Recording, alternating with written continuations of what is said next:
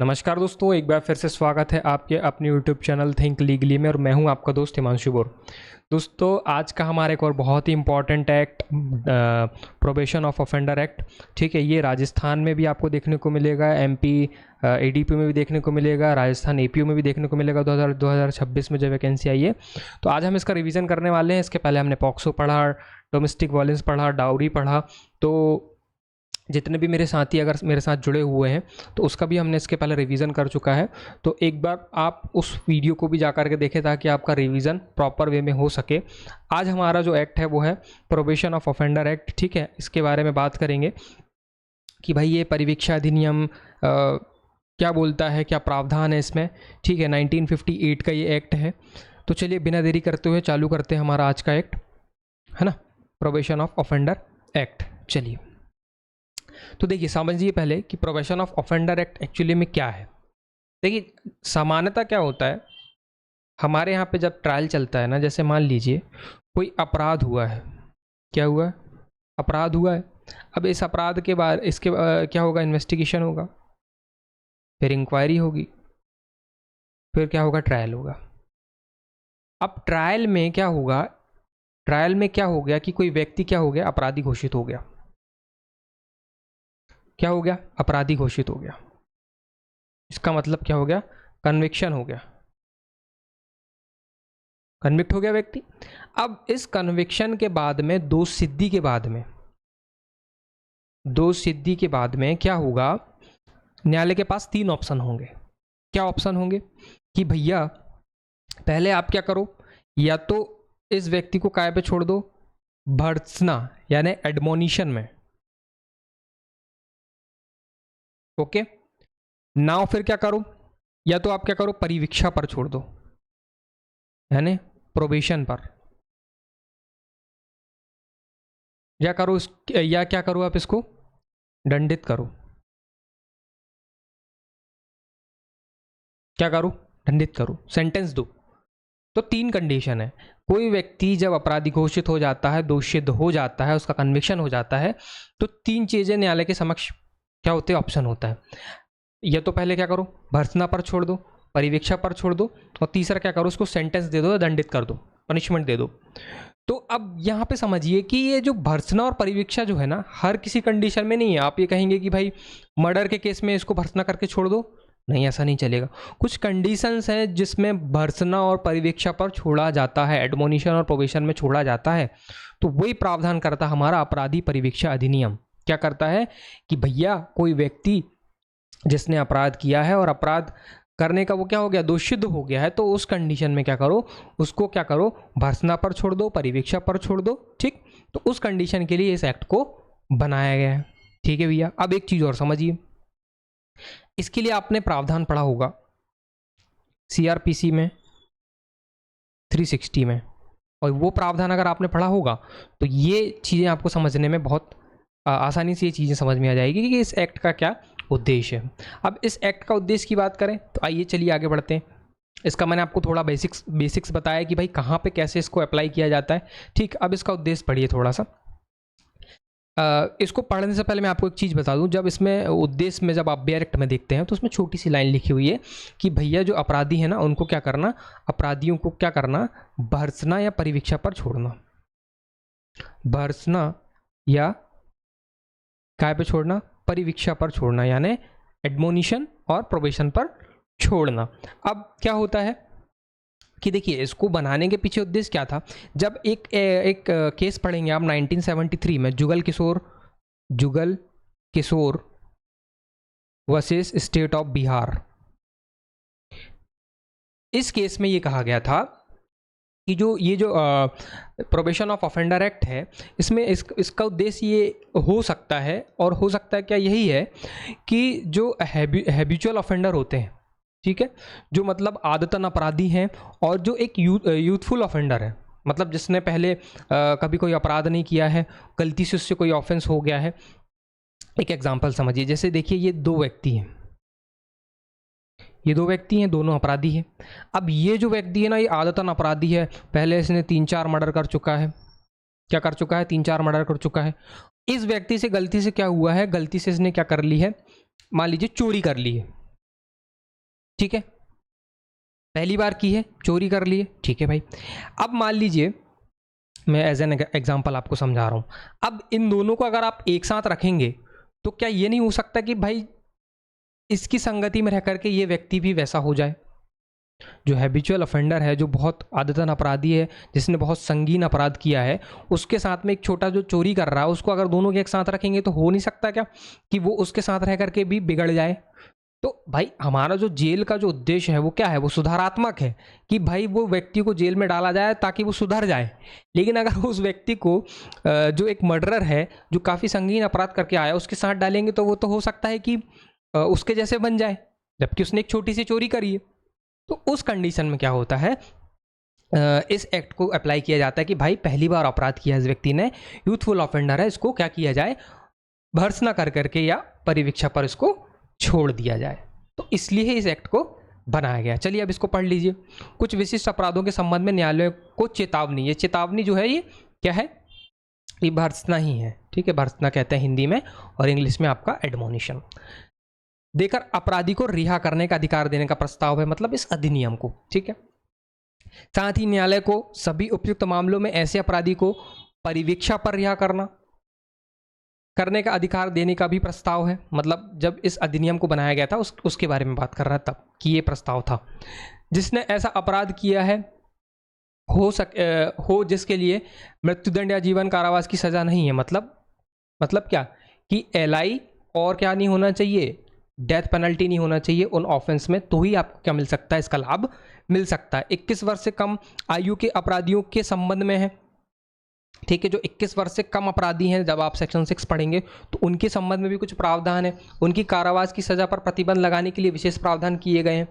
परिवीक्षा अवधि के दौरान परिवीक्षा अधिकारियों की निगरानी में रहेंगे ताकि उनका सुधार हो सके, वे समाज के उपयोगी सदस्य बन सके। कौन, अपराधी जो हैं, ठीक है, कौन, अपराधी। और विधेयक इन उद्देश्यों को प्राप्त करना चाहता है, ठीक है। तो जब ये विधेयक लाया जा रहा था तब ये कुछ प्रकार के उद्देश्य थे, लेकिन आप जब बैरक पढ़ेंगे तो केवल 2 चीज़ें देखने को मिलेगी आपको, भर्त्सना और परिवीक्षा पर छोड़ना, किसको, अपराधी को, ठीक। चले आगे बढ़ी, चलिए अब थोड़ा सा इस एक्ट में आइए। अपराधी परिवीक्षा अधिनियम कब राष्ट्रपति की स्वीकृति मिली, कब लागू हुआ, इसके कितने सेक्शन है, एक्ट नंबर क्या है वो देखिए, ठीक है। तो सबसे पहले हम आते हैं भैया, इसका नाम क्या है, the probation of offender act 1958 का एक्ट है, और इसका एक्ट नंबर जो है, एक्ट नंबर कितना है, 20, कितना, 20 है, एक्ट नंबर कितना है, 20 है। चलिए अब देखिए राष्ट्रपति की सहमति कब मिली। राष्ट्रपति की सहमति कब मिली भैया, राष्ट्रपति की मिली 19 मई 1958। राष्ट्रपति जी की स्वीकृति कब मिली, 19 मई 1958 को। अब ये जो लागू होने की जो कंडीशन है वो अलग अलग स्टेट में अलग अलग डेट का प्रावधान आपको देखने को मिल रहा है, ठीक। एमपी में आप देखेंगे तो 1 फरवरी 1962, 1 फरवरी 1962। राजस्थान में देखेंगे तो आप कहेंगे कि भैया 1 अक्टूबर 1962। अब ये दो डेट क्यों, क्योंकि मैं ये जो हमारा रिवीजन लेक्चर है वो एमपी ईडीपीओ और राजस्थान से रिलेटेड है, इसलिए मैंने एमपी को भी कवर किया और राजस्थान को भी कवर किया, ठीक। टोटल कितने सेक्शन है, 19। तो अब थोड़ा सा याद करिए कि भैया 20 इसका एक्ट नंबर है, 16 मई 1958। तो आप इसको ऐसे याद रख सकते हैं कि 20 अपराधियों को 16 मई 1958 में क्या किया गया, प्रोबेशन पर छोड़ा गया। कब छोड़ा गया, प्रोबेशन पर छोड़ा गया, कब, 16 मई 1958। अब सिर्फ 16 मई 1958 याद रखेंगे क्योंकि अलग अलग स्टेट में अलग अलग डेट है, तो वो आप अपने हिसाब से ट्रिक बनाइए और चीज़ों को याद रखिए।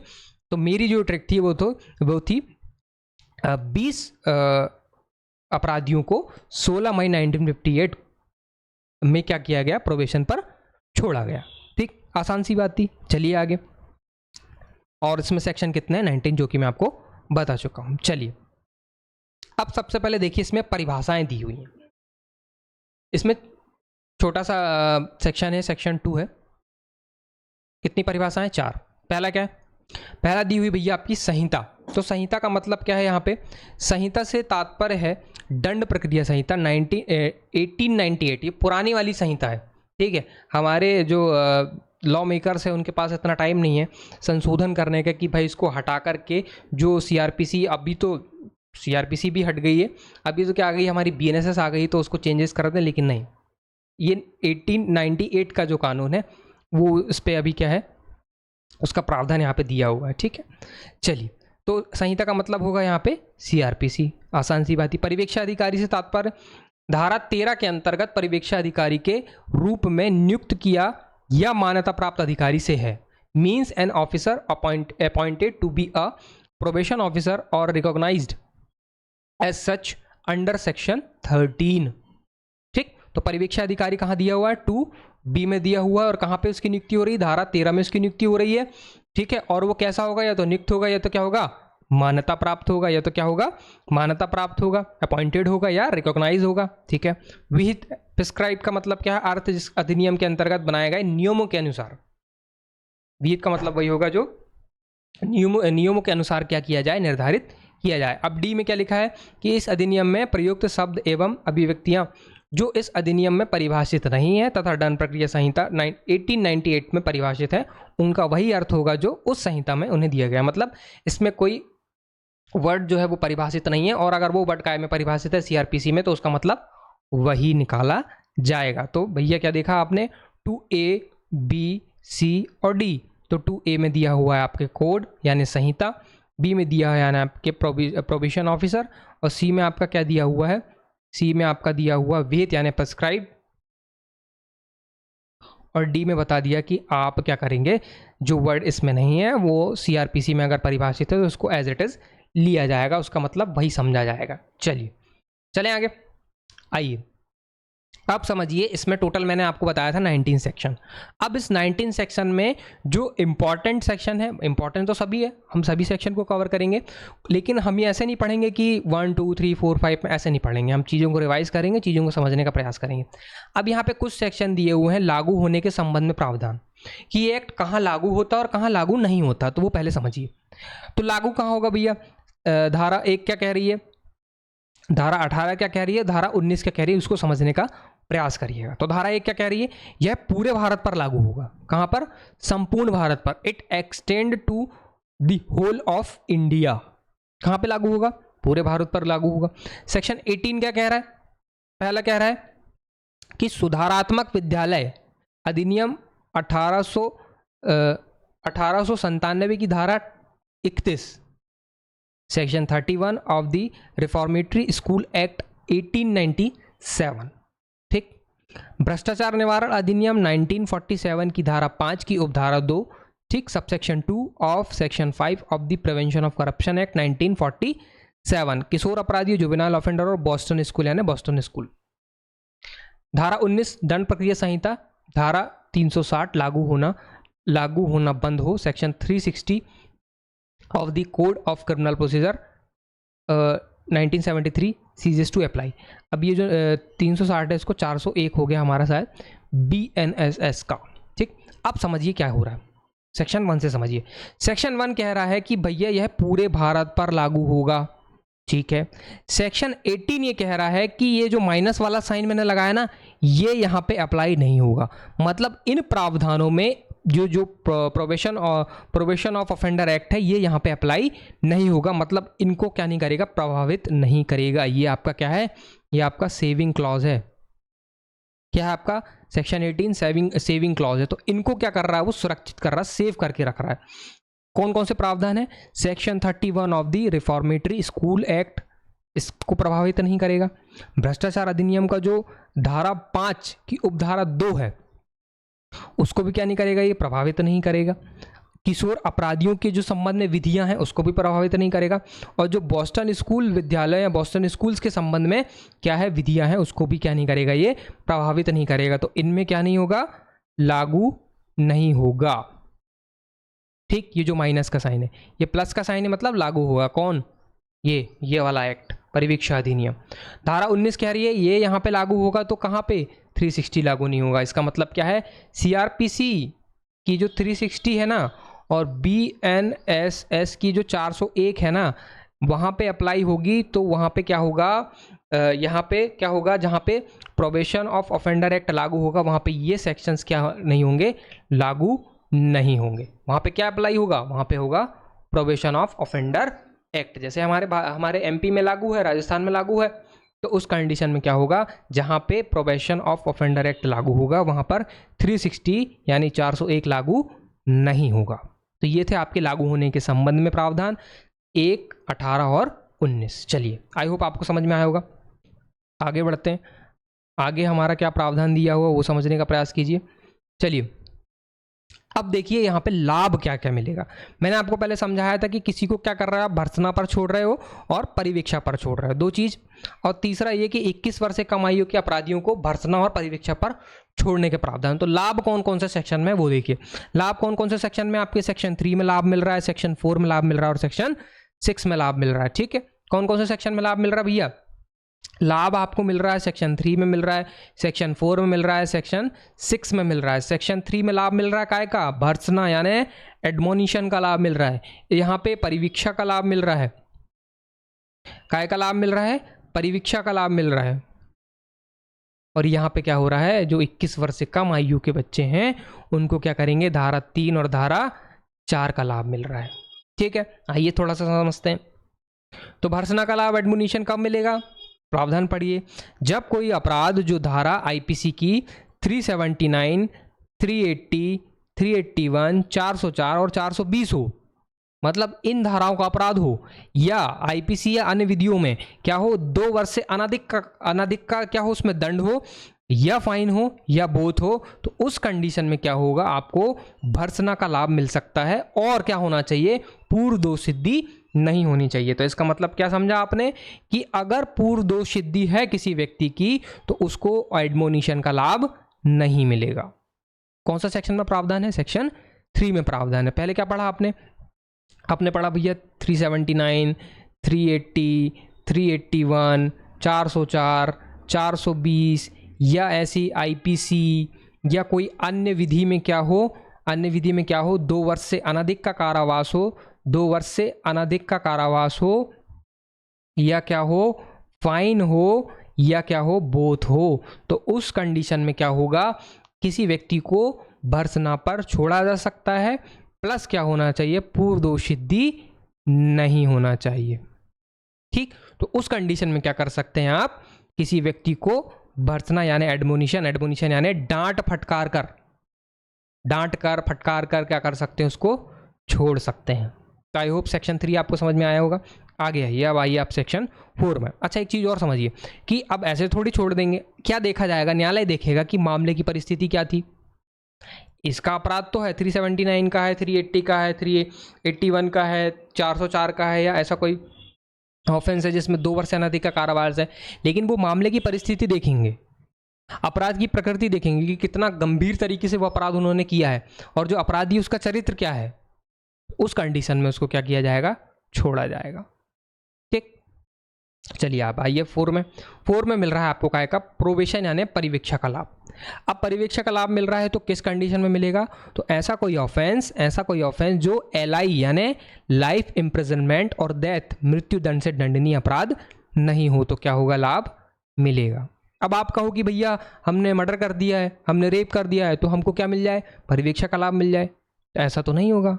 तो अपराध क्या नहीं होना चाहिए, एलआई या डेथ से क्या होना चाहिए, दंडनीय नहीं होना चाहिए। ठीक, तो उस कंडीशन में क्या होगा, आपको प्रोबेशन यानी परिवीक्षा का लाभ मिल सकता है। ठीक है, चलिए नेक्स्ट क्या है, प्रतिभू सहित या प्रतिभू रहित। इसका मतलब क्या होगा कि आपसे बंध पत्र भरवाया जाएगा, बॉन्ड भरवाया जाएगा, और वो कैसा हो सकता है, या तो विदाउट श्योरिटी होगा या विथ श्योरिटी होगा। प्रतिभू सहित या प्रतिभू रहित भी हो सकता, और इसकी जो अवधि होगी वो कितनी होगी, वो होगी 3 वर्ष। कितनी होगी, 3 वर्ष तक के लिए क्या हो सकता है, आपको परिवीक्षा पर छोड़ा जा सकता है। परिवीक्षा आदेश जो होगा वो 3 वर्ष तक के लिए वैलिड रहेगा, 3 वर्ष तक का हो सकता है। ठीक है, चलिए अब सबसेक्शन 2 का कह रहा है, सबसेक्शन 2 कह रहा है परिवीक्षा अधिकारी रिपोर्ट देगा, किसको देगा, न्यायालय को देगा। क्या रिपोर्ट देगा, न्यायालय को रिपोर्ट देगा, न्यायालय रिपोर्ट मंगवाएगा परीक्षा अधिकारी से और ये विचार करेगा कि भैया इस व्यक्ति को, इस अपराधी को परीक्षा पर छोड़ा जाना चाहिए या नहीं, इसको छोड़ सकते हैं या नहीं परीक्षा पर। तो वो विचार करेगा किसकी रिपोर्ट पर, परीक्षा अधिकारी की रिपोर्ट पर। ठीक, और सबसेक्शन 3 में एक सुपरविजन ऑर्डर हो रहा है जिसके जिस अपराधी के लिए पर्यवेक्षण आदेश निकाला गया है उसके पर्यवेक्षण के लिए भी क्या कर सकता है न्यायालय, सुपरविजन ऑर्डर निकाल सकता है। और इसकी अवधि जो होगी वो कितनी होगी, मिनिमम 1 साल। पर्यवेक्षण आदेश क्या होगा, मिनिमम 1 साल। कौन सुपरविजन करेगा, वही प्रोबेशन ऑफिसर सुपरविजन करेगा कि भैया वो ठीक से है या नहीं है, जो बंद पत्र बनाया गया है उनके शर्तों का पालन कर रहा है या नहीं कर रहा है, ठीक है। तो ये क्या करेंगे, सुपरविजन ऑर्डर निकालेंगे। अवधि कितनी होगी, मिनिमम 1 साल होगी। ठीक, आई होप आपको समझ में आया होगा। अब सेक्शन 4 हो गया हमारा। 6 में आइए, 21 से कम आयु के अपराधियों को कारावास से निर्बंधन। अब इसका आगे प्रावधान है, चलिए आगे पढ़ें। सेक्शन 6 देखिए, 21 वर्ष से कम आयु के अपराधियों को कारावास में डालने पर प्रतिबंध। ठीक, अब क्या भैया कि अपराध ऐसा नहीं होना चाहिए, अपराध LI से दंडनीय ना हो, क्या नहीं हो, लाइफ इम्प्रिजनमेंट से नहीं हो। वहां पे याद रखिए, वहां पे दोनों था, LI भी और डेथ भी। यहाँ पे क्या है, सिर्फ LI यानी लाइफ इम्प्रिजनमेंट यानी आजीवन कारावास। तो उस कंडीशन में क्या होगा कि मामले की परिस्थिति, अपराध की प्रकृति, अपराधी का चरित्र देख करके धारा 3 और धारा 4 का लाभ मिलेगा। किसको, उस अपराधी को जो 21 वर्ष से कम का हो। कैसा हो, 21 वर्ष से कम का व्यक्ति हो, अपराधी हो। और ऑफेंस कैसा नहीं होना चाहिए, LI से पनिशमेंट नहीं होना चाहिए, LI से दंडनीय ना हो। तो न्यायालय मामले की परिस्थिति देख करके, अपराध की प्रकृति देख करके, अपराधी का चरित्र देख करके धारा 3 और धारा 4 का लाभ देगा। ठीक, न्यायालय को ठीक लगे तो। चलिए अब आइए सब सेक्शन 2 में। न्यायालय रिपोर्ट करेगा, न्यायालय रिपोर्ट करेगा प्रोबेशन ऑफिसर से। न्यायालय रिपोर्ट मांगेगा, माफ़ कीजिएगा, न्यायालय रिपोर्ट मांगेगा किससे, प्रोबेशन ऑफिसर से, कि भैया इसकी मेंटल कंडीशन कैसी है, इसकी फिजिकल कंडीशन कैसी है, इसको छोड़ना चाहिए कि नहीं छोड़ना चाहिए। फिर जब इस रिपोर्ट पर वो क्या कर लेगा, विचार कर लेगा, तो क्या कर देगा, उसको धारा 4 और धारा 3 व 4 का लाभ दे देगा। ईजी सी, आसान सी बात थी, ईजी बात थी। चलिए रिवाइज करिए। सेक्शन 3 में क्या का, भर्सना का लाभ यानी एडमोनिशन का, डांट फटकार के छोड़ दे रहे हैं। परिवीक्षण या प्रोबेशन का लाभ मिल रहा है सेक्शन 4 में। और सेक्शन 6 में किसको लाभ मिल रहा है, जो 21 वर्ष से कम आयु का बच्चा है। और यहाँ पे जो है कौन सा ऑफेंस नहीं होना चाहिए, LI या डेथ से क्या नहीं होना चाहिए, पनिशेबल नहीं होना चाहिए। और ये क्या है यहाँ पर, यहाँ पे सिर्फ क्या है, LI से पनिशेबल नहीं होना चाहिए। तो उस कंडीशन में क्या हो सकता है, 3 और 4 का लाभ मिल सकता है। चलिए, बहुत आसान से मैंने समझाने का प्रयास किया, आगे चलते हैं। अब देखिए बार बार ये परिवीक्षाधिकारी आ रहा है, रिपोर्ट दे रहा है। तो समझ लीजिए पहले परिवीक्षाधिकारी है कौन। तो परिवीक्षाधिकारी कहाँ नियुक्ति हो रही है, उसके कर्तव्य क्या है, ठीक है, वो समझिए। तो परिवीक्षाधिकारी के संबंध में प्रावधान है 13, 14 और 15।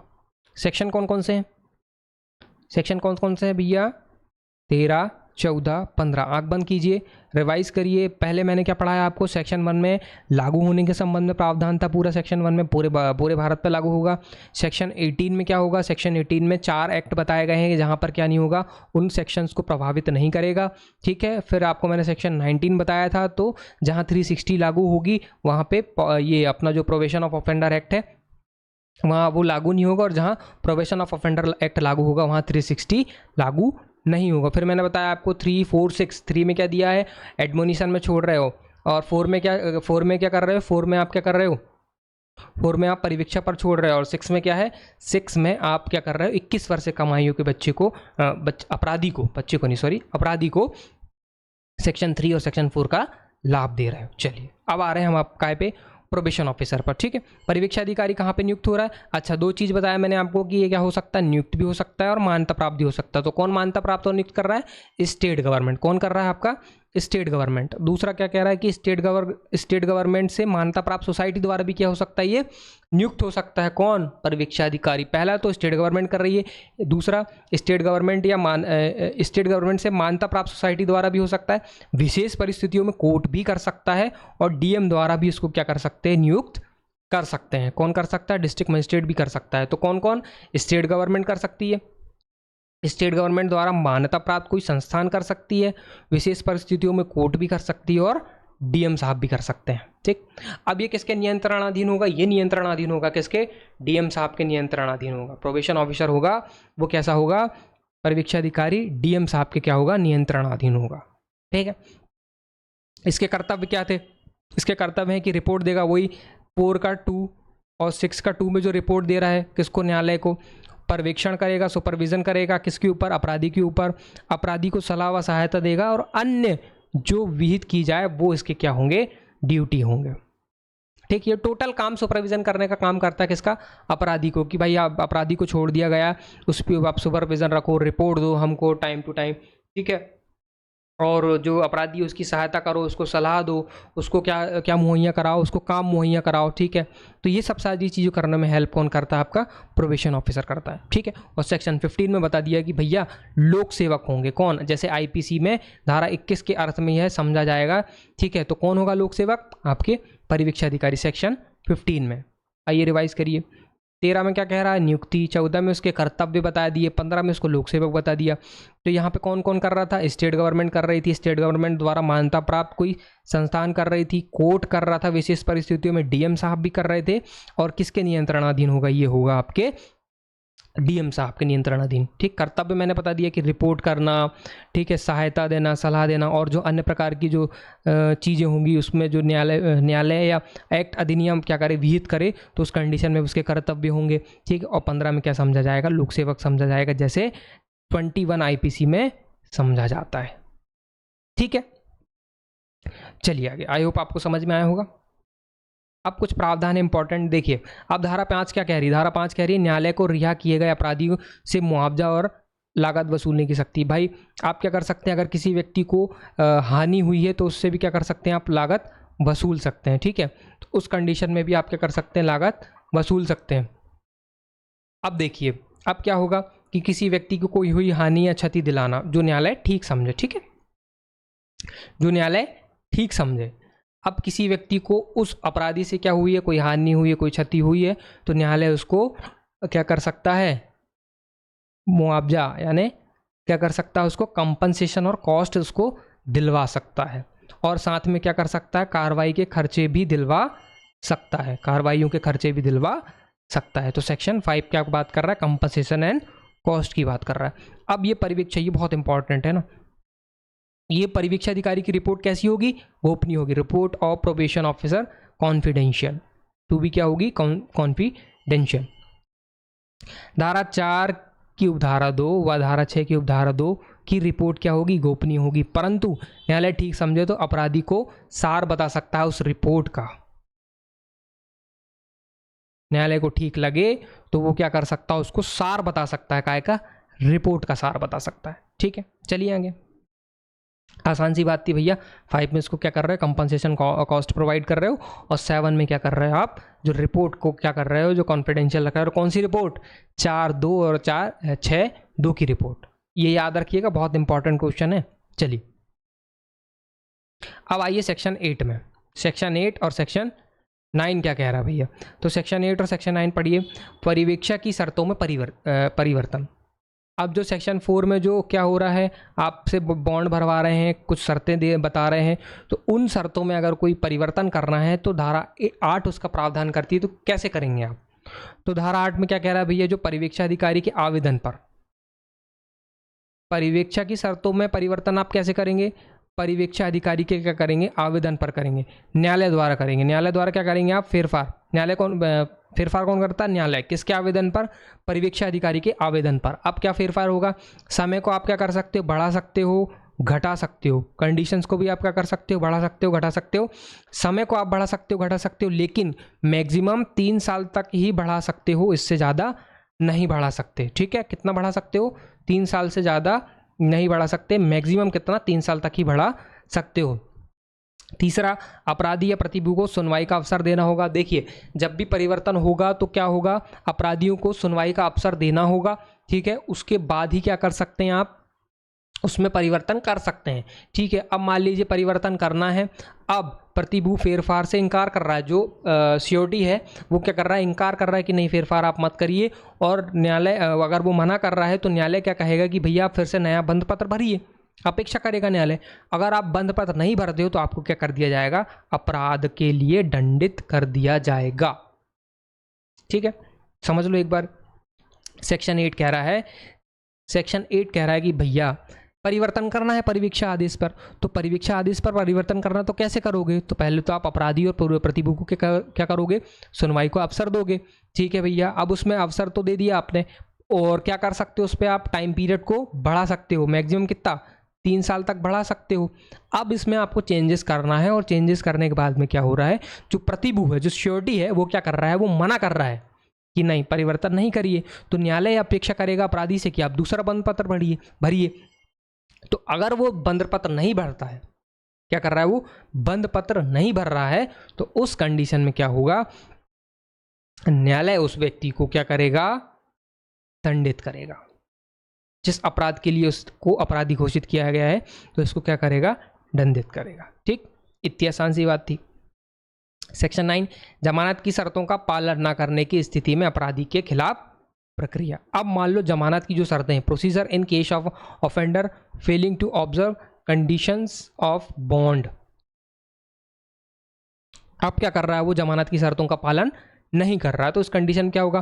तो पहला तो होगा जो प्रतिभू है उसको क्या किया जाएगा? समन जारी किया जाएगा, और अपराधी को या तो समन जारी किया जाएगा या तो उसके खिलाफ क्या किया जाएगा?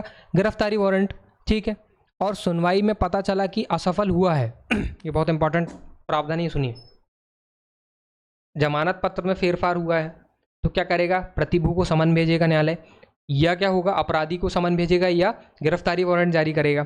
और उसके बाद में क्या होगा कि अगर मान लीजिए सुनवाई में पता चल गया कि हाँ भैया इसने क्या किया है, फेरफार तो किया है जमानत की शर्तों पर, तो क्या होगा, मूल अपराध के लिए दंडित करेगा, या पहली बार होगा तो 50 रुपये की क्या मैक्सिमम कितना होगा, 50 रुपये की शास्ति उस पर लगा सकेगा, या तो क्या करेगा, मूल अपराध से दंडित कर देगा, ठीक है, जिसके लिए वह दोष सिद्ध हुआ है, या क्या करेगा, अगर पहली बार है तो पहली बार होगा तो मैक्सिमम कितना, 50 रुपये की शास्ति वह लगा सकता है।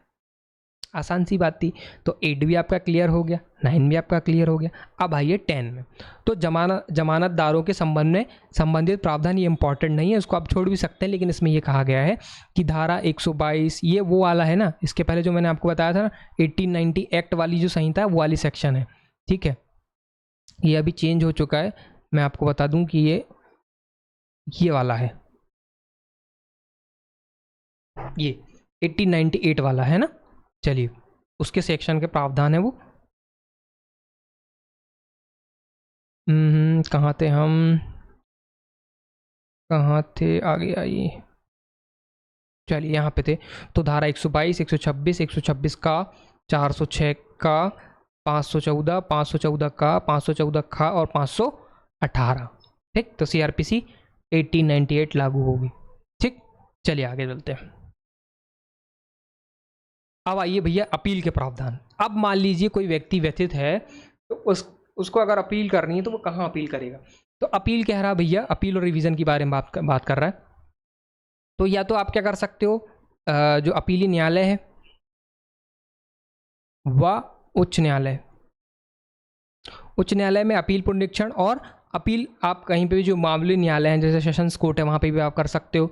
तो भैया अगर आप धारा 3 और धारा 4 की अपील अगर आप कर रहे हो तो उसी न्यायालय में होगी जैसे मामूली तौर पर होती। जैसे मान लीजिए जुडिशियल मजिस्ट्रेट साहब ने कोई आदेश पारित किया धारा 3 व 4 का, तो मामूली अपील कहाँ पे होगी? सेशंस कोर्ट पे होगी, ठीक है। तो यहाँ पे आप क्या कर सकते हो? अपील कर सकते हो। अब मान लीजिए सेशंस कोर्ट ने कोई आदेश पारित किया है तो इनकी अपील कहाँ होती है? हाई कोर्ट में होती है, ठीक है। तो वही बात बोल रहा है, मामूली तौर पर जहाँ पे अपील होती है वहीं पे अपील होगी। धारा 6 के संबंध में अगर मान लीजिए धारा 3 और धारा 4 का आदेश निकाला गया तो मामूली न्यायालय में होगी जहाँ पे जैसी होती है। तो कैसे होगी? या तो सुओ मोटो होगी, या तो परिवीक्षा अधिकारी के आवेदन पर होगी, या तो अपराधी के आवेदन पर होगी। कैसे होगी? सुओ मोटो, परिवीक्षा अधिकारी के आवेदन पर, अपराधी के आवेदन पर, ठीक। चलें, अब सबसेक्शन 4 क्या कह रहा है? अपील न्यायालय और उच्च न्यायालय दंडित या आदेश को आपस्त कर सकेगा। अपीलीय न्यायालय ना, और जो उच्च न्यायालय है वो क्या कर सकेगा? दंडित भी कर सकता है और आदेश को आपस्त भी कर सकता है, यानी खत्म कर सकता है। तो ये पावर किसकी है? अपीलीय न्यायालय और उच्च न्यायालय की। तो क्या समझा आपने कि भैया 3 और 4 की जो अपील होगी वो मामूली न्यायालय पर होगी, धारा 6 के संबंध में भी मामूली न्यायालय पर होगी, लेकिन कैसे?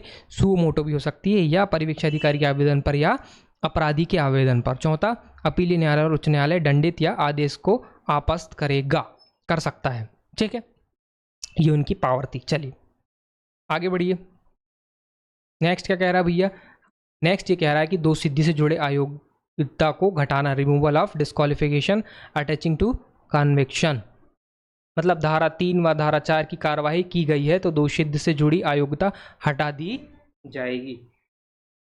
क्या कर दी जाएगी? हटा दी जाएगी। जैसे मान लीजिए किसी का कन्विक्शन हुआ है और उसको धारा 3 और धारा 4 का लाभ दिया गया है तो वो उसकी डिस्क्वालिफिकेशन में नहीं जोड़ा जाएगा, ठीक है। परंतु अगर धारा 4 की कार्रवाई के बाद मूल अपराध के लिए दंडित किया गया है, मतलब धारा 4 यानी परिवीक्षा आदेश उसके लिए निकाला गया है और उसके बाद में वह कुछ कंडीशन ऐसी हो जाती है जहाँ पे उसको क्या करना है, फिर से मूल अपराध के लिए क्या कर दिया, दंडित कर दिया गया है, तो उस कंडीशन में ये धारा 12 अप्लाई नहीं होगी। फिर वो क्या होगा, अयोग्य होगा ही होगा, ये अयोग्य माना जाएगा, डिस्क्वालीफाई माना जाएगा, ठीक। सेक्शन 12 ये बात करता है। अब बची 16 और 17। तो सद्भावनापूर्वक कार्रवाई के लिए संरक्षण ये हर एक सेक्शन में कॉमन होता है। सेंट्रल गवर्नमेंट और परिवीक्षा अधिकारी और जितने भी अन्य अधिकारी इसमें दिए हुए हैं, अगर वो काम कोई सद्भावनापूर्वक करते हैं तो उनको क्या क्या किया गया है, उनमें संरक्षण दिया गया है। Protection of action taken in good faith की बात करता है, ठीक। अब आइए धारा 17, नियम बनाने की शक्ति। नियम बनाने की शक्ति किसको भैया? राज्य सरकार को नियम बनाने की शक्ति है। किसको? राज्य सरकार को नियम बनाने की शक्ति है। तो कौन नियम बना रहा है? राज्य सरकार बनाई, लेकिन किसके अनुमोदन से? केंद्र सरकार के अनुमोदन से, ठीक। तो ये था हमारा क्या भैया, प्रोबेशन ऑफ ऑफेंडर एक्ट। बहुत छोटा सा एक्ट था, हमने इसको रिवाइज करने का प्रयास किया है, चीज़ों को याद करने का प्रयास किया है। मैं आपको एक बार इसका रिवाइज करवा देता हूँ। हमने पहले 1 पढ़ा, फिर 18 पढ़ा, फिर 19 पढ़ा, फिर हमने 3 पढ़ा, 4 पढ़ा, फिर हमने 6 पढ़ा। अब मैं सेक्शंस लिख रहा हूँ, वो आपके दिमाग में चलना चाहिए कि क्या क्या पढ़ा। फिर हमने पढ़ा भैया क्या, हमने ऑफिसर पढ़ा, परिवीक्षा अधिकारी, ठीक है। फिर ये पढ़ा, फिर उसके बाद में हमने 8 पढ़ा, 9 पढ़ा, 10 पढ़ा, फिर 11 पढ़ा, फिर 12 पढ़ा, 16 पढ़ा, फिर 17 पढ़ा। तो 1 में पढ़ा संपूर्ण भारत में लागू होगा। 4 एक्ट के नाम दिए थे 18 में कि यहाँ पे लागू, इनके प्रावधानों को क्या नहीं करेगा, प्रभावित नहीं करेगा। 19 में बोल दिया कि आपको क्या क्या नहीं होगा, जहाँ पे 300 जहाँ पे हमारा ये वाला एक्ट लागू होगा, परिवीक्षा अधिनियम होगा, अपराधी परिवीक्षा अधिनियम लागू होगा, वहाँ पे 360 लागू नहीं होगा। 3 में भर्सना पर छोड़ रहे हैं, परिवीक्षा पर छोड़ रहे हैं। 21 वर्ष से कमाइयों के बच्चे को क्या कर रहे हैं आप, उसको 3 और 4 का लाभ दे रहे हैं, बच्चे को नहीं, सॉरी, अपराधी को। और जो 13 में परिवीक्षा अधिकारी की नियुक्ति कर रहे हैं, 14 में उसके कर्तव्य बताए, 15 में उसको लोक सेवक समझा जाएगा, 8 में क्या कर रहे हैं, परिवीक्षक के जो शर्तें उनमें फेरफार कर रहे हैं, 9 में क्या कर रहे हैं आप, 9 में क्या कर रहे हैं, जमानत की शर्तों का पालन नहीं कर रहे हैं, तो यहाँ पे आपको पनिशमेंट बता दिया कि मूलधन से दंडित करेंगे या क्या करेंगे, 50 रुपये, मैक्सिमम 50 रुपये क्या कर सकते हैं, उसको पेनल्टी लगा सकते हैं। 10 में बोल दिया कि जमानतदारों के संबंध में प्रावधान है, कुछ सेक्शंस बताए गए थे। 11 में अपील और पुनरीक्षण की बात कर रहा है। 12 में बोल रहा है अयोग्यता के बारे में बात कर रहा है कि भैया 3 और 4 में जिस व्यक्ति को छोड़ा गया तो उसको अयोग्य नहीं समझा जाएगा, लाभ दिया गया है तो। और 16 और 17 कह रहा है कि भैया 16 में सद्भावनापूर्वक कार्रवाई और 17 नियम बनाने की शक्ति किसको, राज्य सरकार को, केंद्र सरकार के अनुमोदन से, ठीक। तो ये था हमारा प्रोबेशन ऑफ ऑफेंडर एक्ट। आपसे एक रिक्वेस्ट है कि वीडियो को जब आप देखते हैं तो लाइक करेंगे, कमेंट करेंगे और सब्सक्राइब भी करेंगे। आपसे मेरी ये नाराज़गी है कि आप चैनल को सब्सक्राइब नहीं करते हैं, तो मेरा आपसे रिक्वेस्ट है कि जब आप वीडियो देख रहे हैं तो सबसे पहले आपको चैनल को सब्सक्राइब करना है। चलिए मिलते हैं अपनी नेक्स्ट वीडियो में, तब तक के लिए नमस्कार।